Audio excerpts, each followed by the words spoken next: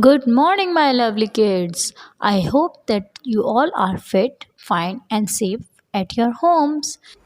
Today's our topic is the Earth, Sun, Moon, and Star. So, in this topic, I have given you two questions. In question number 1, you have to write three differences between moon and sun. For example, the sun is hot and the moon is cold and dark. The sun comes in day and the moon comes in night. You have to write three differences about sun and moon. Now, question number 2, you have to make a picture of sun and moon. Our 6-week topic is the human body.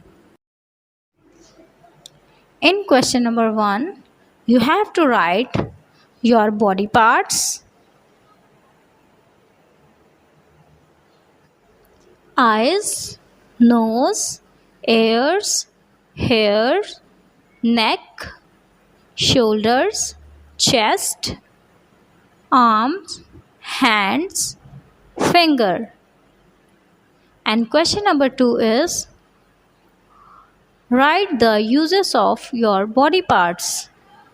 For example, we use our hand to eat, we use our hand to write, we use our tongue to taste and talk.